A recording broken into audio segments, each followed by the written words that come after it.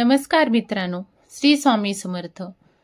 सगळ्यांचे आयुष्य सुखी समाधानी असो, मी हे स्वामीचरणी प्रार्थना करते आणि आजच्या व्हिडिओला सुरुवात करते. तर मी आज स्वामी भक्तांची प्रचिती, स्वामी भक्ताला कशा प्रकारे खरी प्रचिती स्वामींनी दिली, त्यांनी स्वामींनी कशा प्रकारे त्याला दर्शन दिले रामचंद्र नावाच्या भक्ताला, हे मी आज आपल्याला या व्हिडिओच्या माध्यमातून सांगणार आहे. तरी हा व्हिडिओ शेवटपर्यंत बघा, स्किप करू नका, ही नम्रतेची विनंती. तर जय जय रघुवीर समर्थ. मित्रांनो, आज आपण ऐकणार आहोत एका साध्या भक्ताची खरी घटना, स्वामी समर्थांच्या कृपेने त्याला मिळालेला अद्भुत अनुभव. एका गावामध्ये रामचंद्र नावाचा एक साधा शेतकरी राहत होता. त्याचं जीवन फार कठीण होतं. शेतातल्या पिकाला वारंवार अपयश येत असे, घरावर कर्ज होतं आणि आईची तब्येत सतत बिघडलेली असायची. रामचंद्र जसा मनाने खूप प्रामाणिक होता, पण चिंता आणि दुःख त्याला खाऊन टाकत होतं. त्याला वाटायचं, देवा, मी इतका प्रामाणिक असूनही माझ्यावर इतकी संकटे का येतात रे, असा तो सारखं देवाला कोसत राहायचा. नंतर त्याला गावातल्या वडीलधाऱ्यांनी त्याला सांगितलं की रामचंद्रा, संकटाच्या वेळी श्री स्वामी समर्थांचं नामस्मरण कर, ते सर्व संकट दूर करतात. स्वामी आपल्या कठीण काळी सर्व भक्तांच्या कठीण काळी धावून येतात. त्यांचा आशीर्वाद सगळ्यावर कायम असतो. तर रामचंद्राने रोज संध्याकाळी अक्कलकोट निवास दिगंबर दिगंबर श्रीपाद वल्लभ दिगंबर, अक्कलकोट निवास दिगंबर दिगंबर श्रीपाद वल्लभ दिगंबर, अक्कलकोट निवास दिगंबर दिगंबर श्रीपाद वल्लभ दिगंबर हा जप सुरू केला. तो हा जप नित्य नेमाने करत असे दररोज संध्याकाळी. काही दिवस गेले, पण परिस्थितीत फारसा फरक पडला नाही. तरी त्याने श्रद्धा सोडली नाही, स्वामींचा जप करायचा सोडला नाही, स्वामींचं नाव घ्यायचं सोडलं नाही. एके रात्री तो फार थकून आलेला होता शेतामधनं काम करून.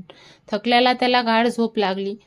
तर त्याला एक स्वप्न पडले. त्याला त्या स्वप्नामध्ये एक तेजस्वी दाढीवाले महापुरुष दिसले. ते म्हणाले, बाळा, चिंता करू नकोस, उद्या सकाळी तुझ्या शेतातल्या विहिरीजवळ जाऊन पहा, तुला तुझ्या प्रश्नाचे सर्व उत्तर मिळतील. रामचंद्र गडबडीने घाबरून उठला. झोपेतनं रामचंद्र घाबरला, धडपडून उठला, पण त्याच्या हृदयात एक विलक्षण शांती पसरली होती. त्याला जाणवलं, हे श्री स्वामी समर्थच आहे, त्यांनी मला दर्शन दिले आहे, त्यांनीच मला त्यांचे दर्शन देऊन प्रचिती दिलेली आहे, असं रामचंद्रला वाटलं. मग सकाळी तो उठल्या शेतातल्या विहिरीजवळ गेला. विहिरीच्या काठावर एक पिशवी पडलेली त्याला दिसली. त्या शेतासाठी लागणारे बियाणे आणि थोडीशी रक्कम होती. त्याला आश्चर्य वाटले ते पाहून, रक्कम आणि बियाणे पाहून त्याला आश्चर्य वाटलं. त्याच दिवशी गावातला एक व्यापारी आला आणि म्हणाला, रामचंद्रा, मी तुझं शेत घेऊन बियाणे टाकायला तुला मदत करतो. नंतर तुला जे शेतातून नफा मिळेल त्यामधून माझी तू परतफेड कर.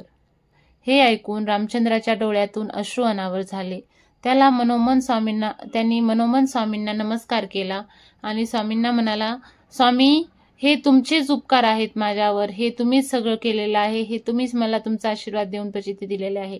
हे म्हणून तो स्वामींना नमस्कार करतो, स्वामींचे आभार मानतो. तर त्या वर्षी पीक खूपच त्याचं बहरलं होतं. कर्ज फेडलं, आईची तब्येतही सुधारलं. रामचंद्राला उमगलं, स्वामी समर्थ भक्ताची कधीच उपेक्षा करत नाहीत. श्रद्धा आणि सबुरीने त्यांचं नाम जर घेतलं की योग्य वेळी ते मदत करतात. स्वामी समर्थावर आपली भक्ती अतूट असली की फक्त श्रद्धा आणि थोडा वेळ द्यायला पाहिजे, सब्र ठेवायला पाहिजे आणि स्वामींचे नाम घेत राहिलं की स्वामी आपल्याला बरोबर योग्य वेळी मदत करतात. हे रामचंद्राला उमगलं.